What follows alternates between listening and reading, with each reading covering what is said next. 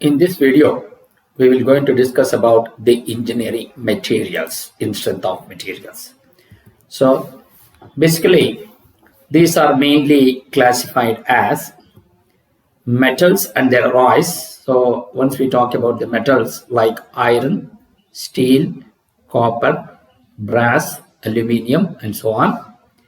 And then the non-metals such as glass, rubber, plastics, and so on. So the metals may be further classified as the ferrous and the non-ferrous metals. And in these ferrous metals, which have iron as their main constituents, such as cast iron, wrought iron, and steel.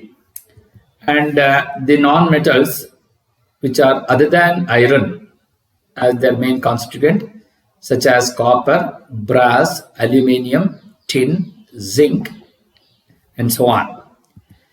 And what are the criteria for selection the engineering materials? So what are the factors which we need to consider?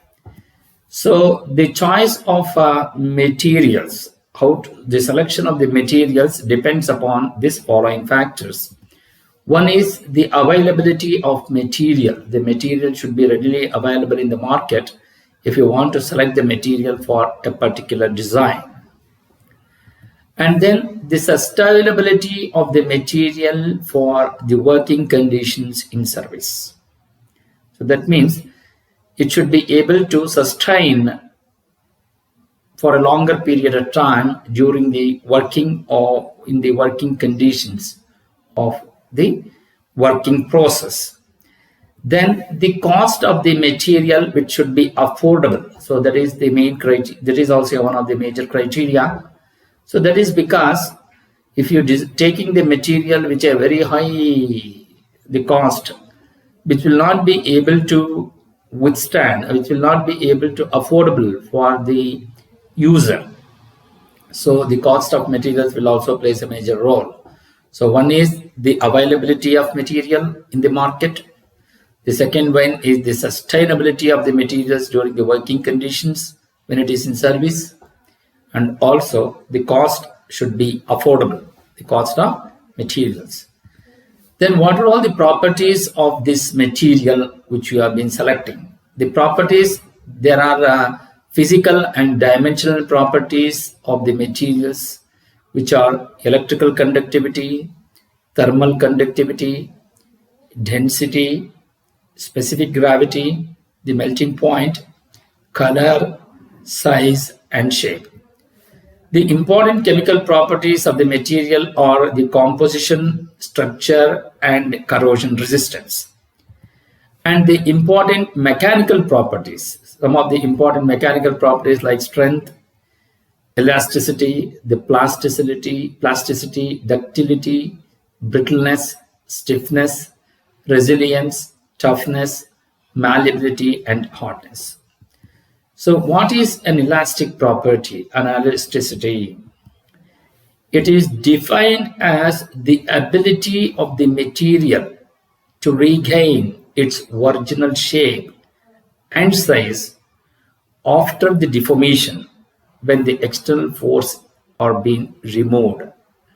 So once the external forces is being removed, so naturally it should be able to regain its original shape and size. So then the steel is perfectly elastic, so it should be within the elastic limit. It should be able to exhibit the elastic property within the elastic limit of the material.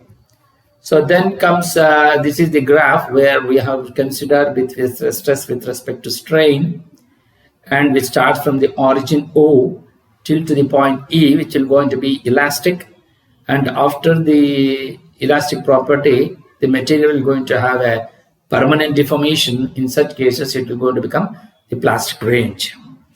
So here, the specimen is loaded up to the point A, well within the elastic limit. So this is the elastic limit at the point E.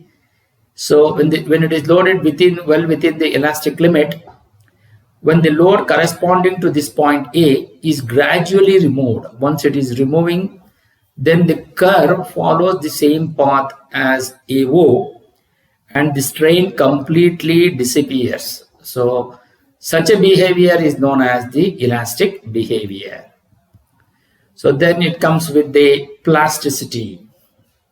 In the plasticity, it is defined as the ability of the material to retain its deformation produced under the load on the permanent basis. So that means once you remove the load, the material will not be able to come back to its original size and shape. In such a property is called the plasticity. This property of material is necessary for forging, stamping, images on coins, and in ornamental work. And then comes with the ductility. So it is defined as the ability of the material to deform to a greater extent before the sign of crack when it is subjected to a tensile force. So it should be drawn out to a reduced section or a thin wire. So it must be strong and plastic.